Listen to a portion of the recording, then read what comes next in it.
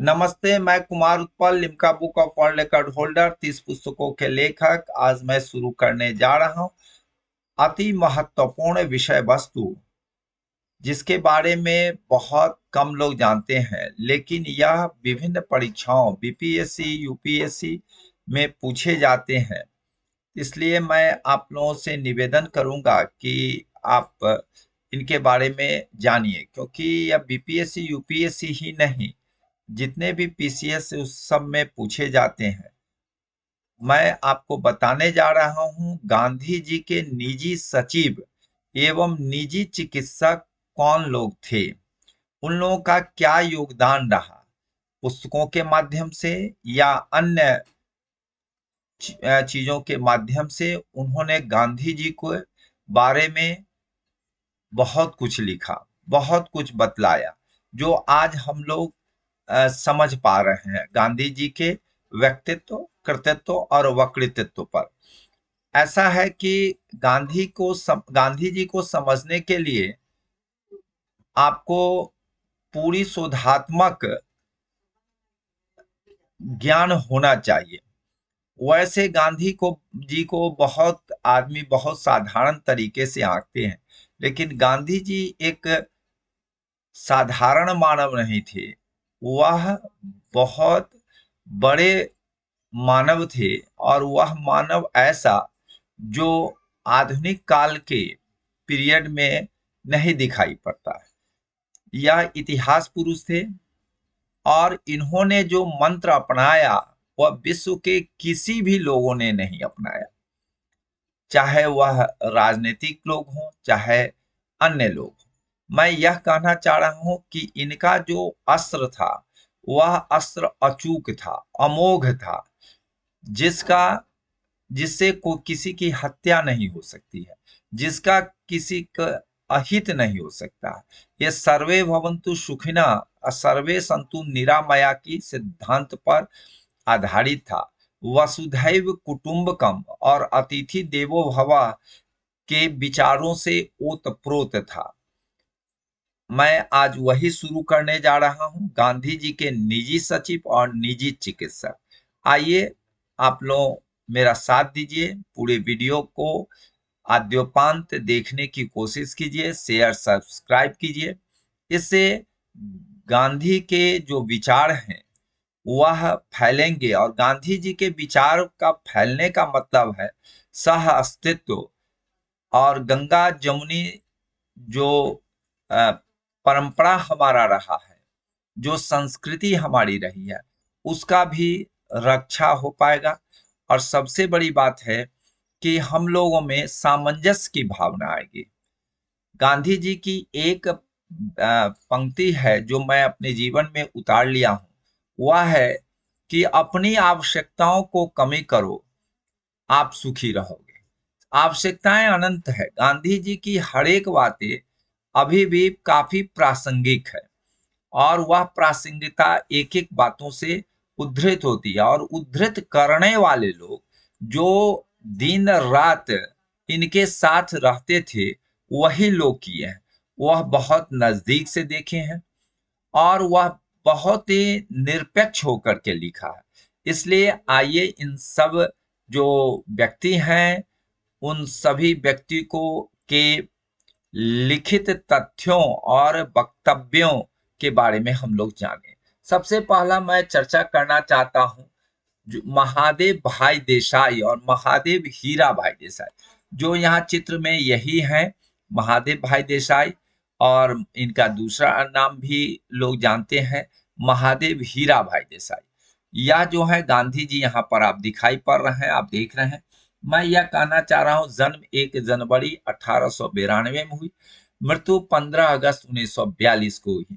1942 के क्रांति के समय समझिए, जब यह गांधी जी के साथ आपको बिता रहे थे, आपको नजरबंदी का समय था, उसी में इनका डेथ हो जाता है।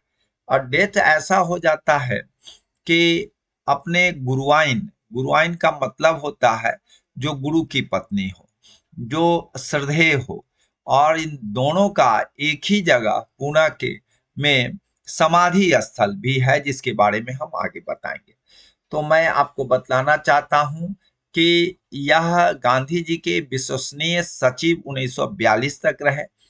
चंपारण सत्याग्रह में भी यह आपको साया की तरह, छाया की तरह यह साथ में रहे और इनकी हर एक बातों को लिखित रूप में पेश किया।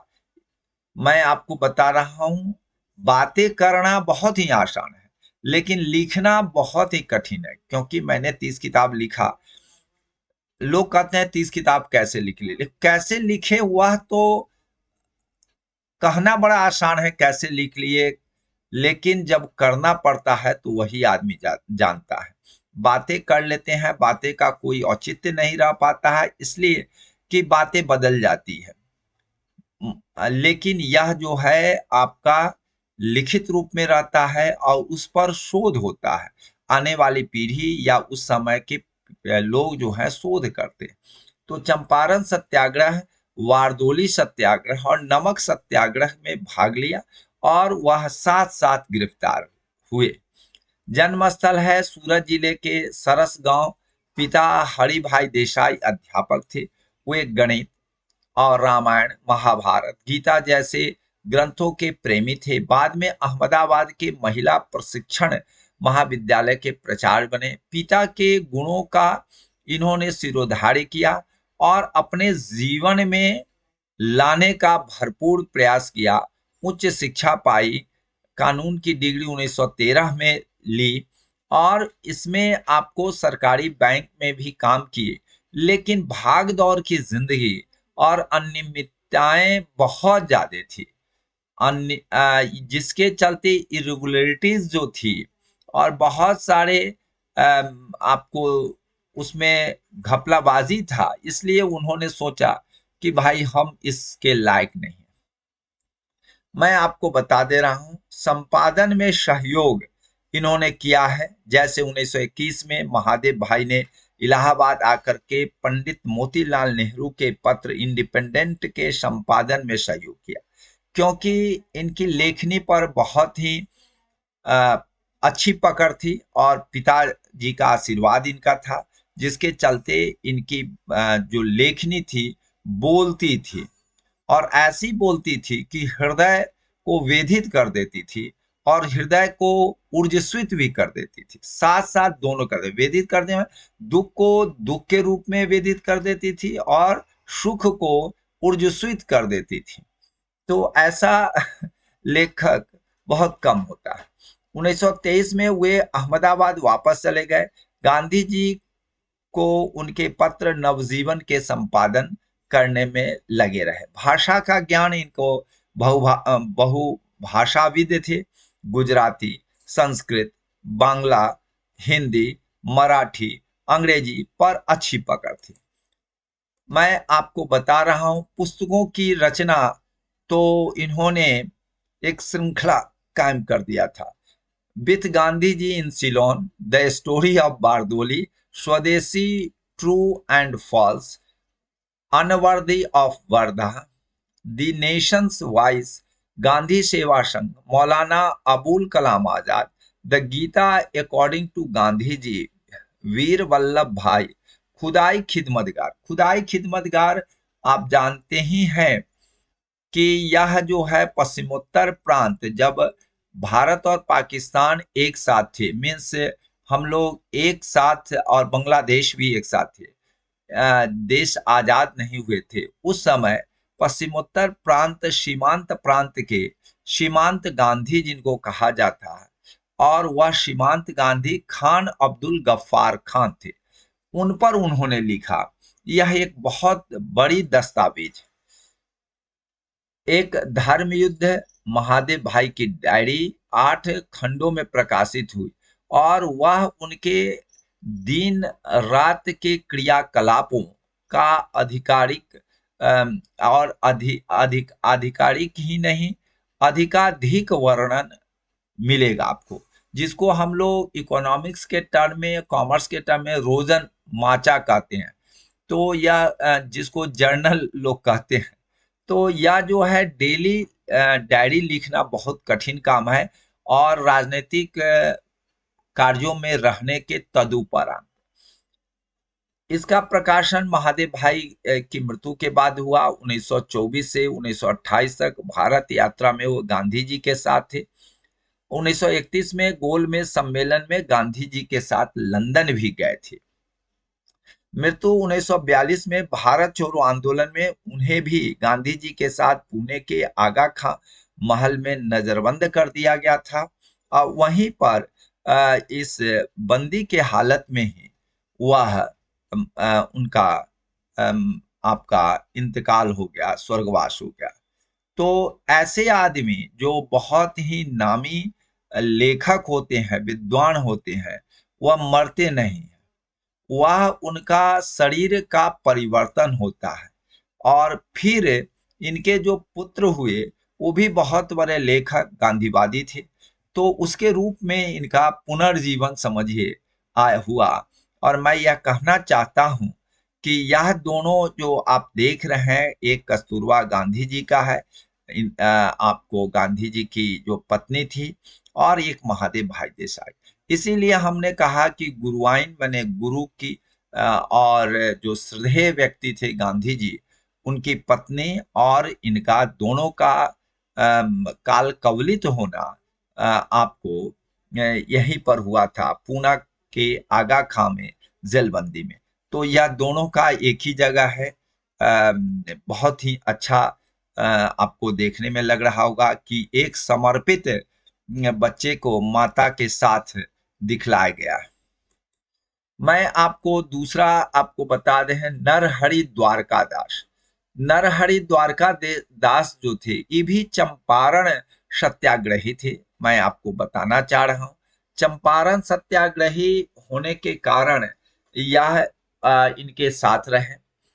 मैं यह कहना चाह रहा हूं कि यह इनका जन्म 7 अक्टूबर 1891 में गुजरात के अहमदाबाद में साबरमती आश्रम के राष्ट्रीय शाला में काका कालेलकर एवं मसरूवाला के साथ अध्यापक का काम करने लगे। गांधी जी अपने वसीयत में इनको एवं महादेव देसाई को ट्रस्टी नियुक्त कर दिया था। नरहरि द्वारकादास आगा खां महल से छूटने के बाद कुछ दिन निजी सचिव भी रहे यह गांधी जी के। पुस्तक लेखन में मानव अर्थशास्त्र, महादेव भाई देसाई एवं वल्लभ भाई पटेल पर पुस्तक इन्होंने लिखा है।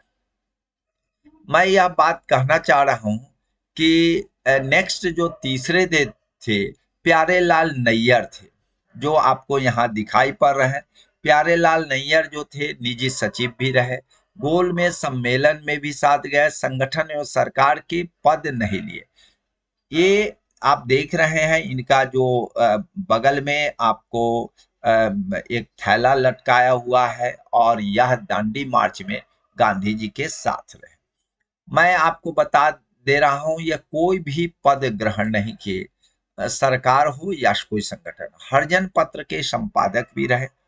पुस्तक लेखन में the Mahatma Gandhi the early phase, the Mahatma Gandhi the last phase, A pilgrimage of peace एवं द एपिक फास्ट इनकी पुस्तकें थी। यह पुस्तकें पढ़ेंगे तो गांधी के प्रति आपको लगाव बढ़ते जाएगा।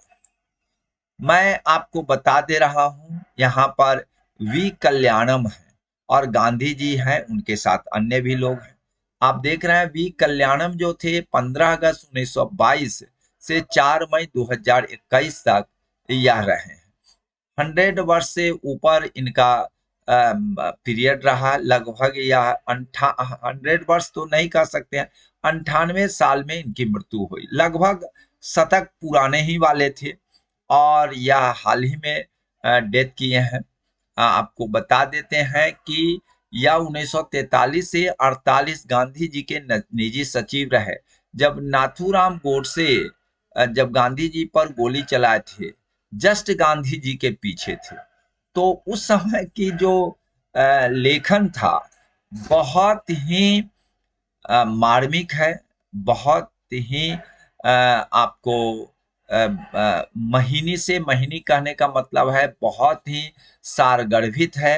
क्योंकि उस समय की परिस्थिति क्या थी और क्यों उन पर गोली चलाई गई और उसके बाद क्या घटनाक्रम हुआ, ये सब चीज के बारे में वी कल्याणम जो है बतलाते हैं। तो यह ध्यान रखिएगा, मैं आपसे निवेदन करूंगा कि इनको भूलिएगा नहीं। मैं आपको बता रहा हूं डॉक्टर सुशीला नैयर का। सुशीला नैयर जो है गांधी जी के निजी चिकित्सक थे। यहाँ पर आप देख रहे हैं डॉक्टर सुशीला नैयर, यह जो थे गांधी जी के निजी सचिव थे और इन्हीं के भाई प्यारेलाल नैयर थे, वो भी निजी सचिव थे। तो वी कल्याणम तो थे ही, प्यारेलाल नैयर भी थे। तो आप यहाँ देख रहे हैं, या जो वी कल्याणम का जो तस्वीर है रेडियो साई से लिया गया है स्रोत, यह आप देख रहे हैं गांधी जी के साथ वी कल्याणम है। 98 वर्ष पूरा करके ये डेथ किए हैं। मैं आपको बता रहे हैं कि ये डॉक्टर सुशीला नैयर जो थी आजीवन अविवाहित रही, मंत्री रही है नेहरू मंत्रिमंडल में, स्वास्थ्य मंत्री रहे, स्वास्थ्य मंत्रालय में काफी काम भी की है और कई किताबों को भी इन्होंने लेखन कार्य किया है। पुस्तक लेखन में बापू की कारावास की कहानी, कस्तूरबा गांधी की पत्नी, कस्तूरबा एक व्यक्तिगत स्मृति। मैं आपको बता रहा हूं यह 4 व्यक्ति हैं। फिर से मैं एक बार आपको रिवाइज कर दे रहा हूं कि महादेव भाई देसाई, जिनको महादेव हीरा भाई देसाई कहते हैं, पहला ये पीए हुए जो 1942 में मर गए। नरहरि द्वारका दास जो थे, यह जो थे ये भी बहुत दिन तक रहे आपको। और तीसरे जो हैं जो चंपारण सत्याग्रह में ये दोनों रहे आपको, महादेव भाई देसाई भी रहे और नरहरि द्वारका दास भी गुजरात से गए थे। प्यारेलाल नैयर निजी सचिव रहे और वी कल्याणम रहे। तो यह 4 आदमी रहे। निजी चिकित्सक डॉक्टर सुशीला नैयर रही और स्रोत जो है विस्तृत अध्ययन जो है गूगल, गांधी जी की देन डॉक्टर राजेंद्र प्रसाद, स्वतंत्रता संग्राम बिपिन चंद्र वगैरह बहुत सारी किताबें हैं आधुनिक इतिहास पर, उनसे आप ज्ञान ले सकते हैं और हमने भी इसी सब से स्रोत लेकर के बतलाया है। आज इतना ही रहते हैं। जय हिंद, जय भारत।